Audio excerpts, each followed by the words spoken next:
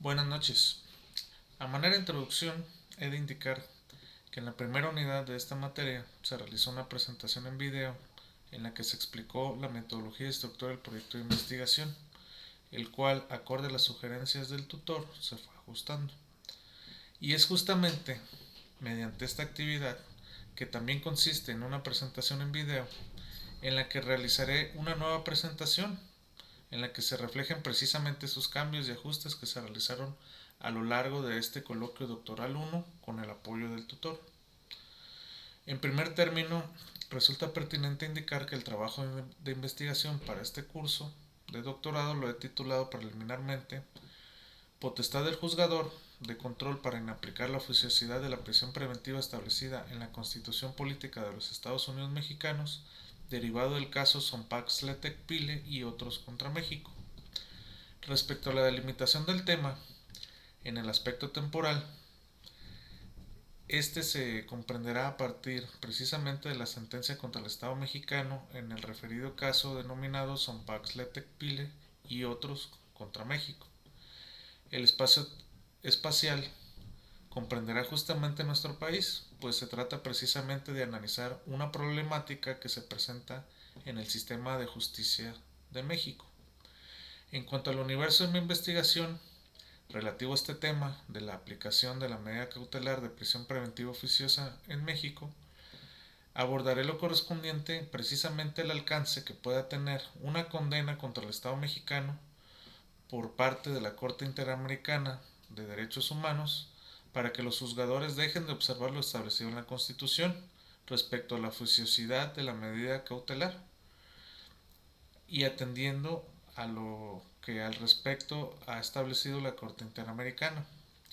Sobre el planteamiento del problema, he de apuntar que es a partir de esta sentencia que se podrá considerar relativamente reciente en comparación con el tiempo que ya lleva la implementación del nuevo sistema de justicia, que verdaderamente ha surgido la problemática, sobre todo a quienes tienen la encomienda de impartir justicia en nuestro país. Pues respecto al tema de si deben darle aplicación estricta al mandato constitucional que protestaron cumplir o, en términos de lo que establece la propia Constitución, que tratándose de derechos humanos se deba considerar en un mismo nivel de jerarquía el contenido de los tratados internacionales y, al ser más favorable, atender al contenido de la Convención Interamericana y a las sentencias contra el Estado mexicano. Abona esta problemática antes planteada que en la actualidad el máximo tribunal del país no ha fijado una postura concreta respecto al tema, por lo que los juzgadores no pueden estar a la espera a que se adecue el marco normativo nacional conforme a la condena al Estado mexicano, ni a que la Suprema Corte de Justicia de la Nación se pronuncie al respecto, puesto que los juzgadores deben resolver día a día los casos que en este tema se les presentan. En cuanto a la justificación del proyecto, la encuentro en la necesidad de analizar precisamente las dos posturas que han surgido en torno al tema de la aplicación oficiosa de la prisión preventiva, pues la expectativa de la sociedad y en particular de la comunidad del derecho en nuestro país es que se materialicen los principios que rigen el sistema de justicia penal acusatorio y oral, siendo uno de los ejes centrales de este sistema el principio de presunción de inocencia, el cual, se ha dicho, es vulnerado precisamente mediante la aplicación oficiosa de la citada medida cautelar, a la par que existe el problema para los juzgadores nacionales, quienes se encuentran en la disyuntiva en cuanto a atender o no el mandato constitucional. Los objetivos de este trabajo de investigación son los siguientes. El objetivo general de la presente investigación será analizar las dos posturas a las que se enfrenta el juzgador nacional, pues en primer término, una de las encomiendas es la de ser garantes de la Constitución, hacer cumplir el mandato constitucional, compromiso que se ha adquirido al rendir protesta tal como la propia Constitución lo establece. Y es que pues es la Constitución la que en su primer artículo reconoce derechos humanos contenidos no solo en la Constitución, sino en todo tratado internacional del que el Estado mexicano sea parte. Pero el mismo artículo en su parte final establece una salvedad, tratándose de una restricción que la misma Carta Magna contempla. Justamente esta disyuntiva es la que centra el objeto de estudio del presente trabajo de investigación, puesto que algunas posturas se decantan por lo dispuesto en este primer párrafo del artículo primero constitucional en cuanto a darle entrada a cualquier derecho humano reconocido en un tratado internacional, claro, del cual el Estado mexicano forma parte, y esto en concordancia con el segundo párrafo de este artículo primero constitucional, realizando una interpretación que sea más favorable a la persona. Sin embargo, otros opinan que el mismo párrafo que da entrada al reconocimiento de estos derechos humanos, es decir, el primer párrafo del artículo primero constitucional, es el que a su vez, en su parte final, hace ver que esta incorporación no es absoluta, pues se establece una salvedad. Esto en el caso que la propia Constitución establezca una restricción expresa a un derecho humano. El primero de los objetivos específicos de esta investigación es analizar los pros y contras de decantarse por alguna de estas dos posturas, mientras que el segundo sería establecer cuál de las dos posturas, jurídicamente, es la más acorde o compatible con el sistema de justicia penal acusatorio y oral vigente en nuestro país,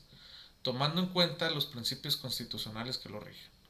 considerando además el parámetro de convencionalidad en materia de derechos humanos implícito en el texto constitucional. La hipótesis que considero se podrá corroborar en el trabajo de investigación es que pese a que la Constitución Política de los Estados Unidos Mexicanos establezca una restricción expresa a un derecho fundamental, como lo es la libertad personal y el principio de presunción de inocencia que rige nuestro sistema de justicia, además que en la actualidad no se ha dado cumplimiento a la condena al Estado mexicano respecto a adecuar nuestra norma interna para hacerla compatible con la Convención Interamericana,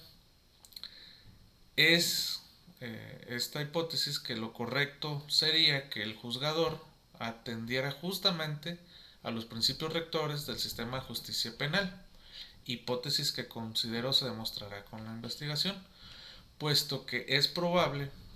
que el legislador estableciera dicha restricción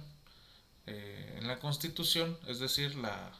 aplicación oficiosa de la prisión preventiva en ciertos casos,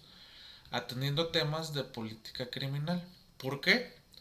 Porque creo que no existen razones propiamente jurídicas, tal como se establece en el marco interamericano de derechos humanos, para que sean el motivo de estas restricciones, sino como